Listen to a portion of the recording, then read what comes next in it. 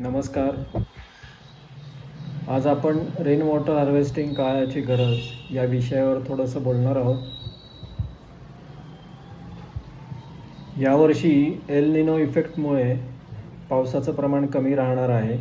त्यामुळे बरेच ठिकाणी पाणी कपात करण्यात आली आहे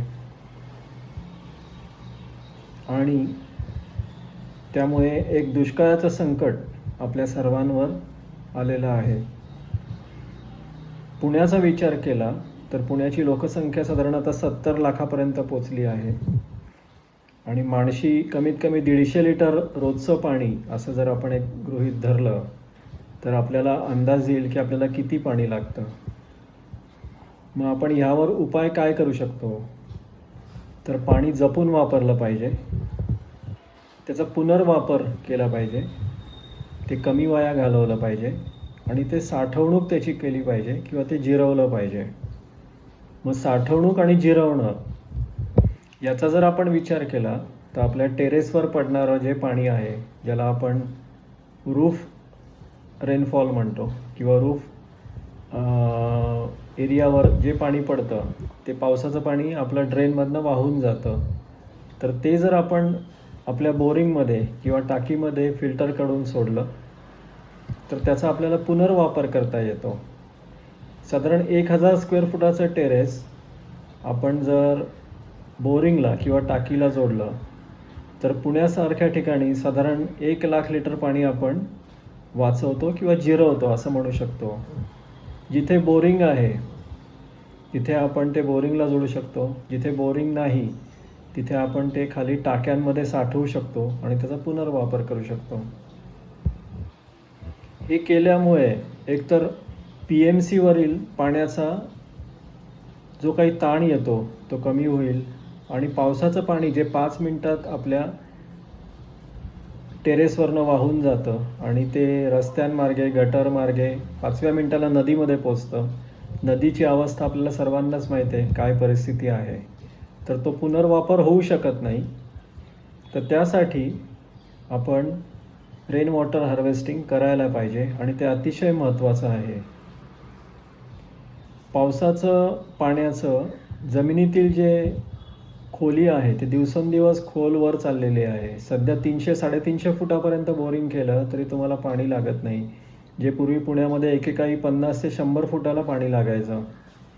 मग याचं कारण असं आहे की आपण फक्त बोरिंग करतो आहे आणि उपसा करतो आहे, पण आपण ते जिरवत नाही आहे. तर जे पाणी आहे, जिथून आपल्याला पाणी मिळतं ते आपण जिरवण्याचा प्रयत्न केला पाहिजे. पूर्वी शोषखड्डे किंवा रिचार्जिंग पीट अशी एक सुविधा होती किंवा आपण त्याला म्हणू की अशी पद्धत होती करण्याची, ज्याच्यामध्ये आपण 5 फूट बाय 5 फूट बाय 6 फुटाचा खड्डा करायचो बोरिंगच्या बाजूला आणि तिथून ते पाणी गाळलं जाईल अशा प्रकारे तिथे फिल्टर बनवलं जायचा. त्याच्यामध्ये खाली बोल्डर्स, विटा, त्याच्यावरती 3 इंची खडी, त्याच्यावरती 2 इंची खडी, त्याच्यावरती 1 इंची आणि मग वाळू चाळलेली किंवा त्याला आपण साळ म्हणतो तो आपण टाकायचो आणि त्याच्यावर हे पाणी सोडलं जायचं आणि मग जेणेकरून ते बोरिंग रिचार्ज व्हायचं. पण आता टेक्नॉलॉजी आपल्या हाताशी आल्यामुळे गेल्या 5-6 वर्षापासून वॉल माउंटेड HDPE फिल्टर मिळतात, जे आपलं 200 मायक्रॉनपर्यंत पाणी फिल्टर करतात आणि जो आपला काही वरून येणारा गाळ असेल, माती असेल किंवा पालापाचोळा असेल तो ड्रेन होतो आणि फक्त क्लीन वॉटरच आपण बोरिंगला जोडू शकतो. असे आम्ही असंख्य प्रोजेक्ट पुण्यामध्ये केले आहेत. विशेषतः तुम्ही जर बघायचं असेल तर स्वप्ननगरी कोथरूड, नंतर भूषण अपार्टमेंट कोथरूड, यजुर्वेद अपार्टमेंट कर्वेनगर, नंतर लक्ष्मी सोसायटी दांडेकर पुलाच्या इथे, असे आम्ही भरपूर प्रोजेक्ट केले आहेत. तर ते तुम्ही आवर्जून पहा आणि आपणही याचा जरूर विचार करा. याला काही फार जास्त असा खर्च येत नाही आणि एकदा खर्च केल्यानंतर त्याला मेंटेनन्सही जास्त नाही आहे. तो फिल्टर आहे तो वर्षातनं एकदा जर साफ तुम्हाला फक्त करायला लागतं, एवढाच त्याचा मेंटेनन्स आहे आणि अतिशय सोपी पद्धत आहे. आमचा नंबर नोट करा, 9923364369.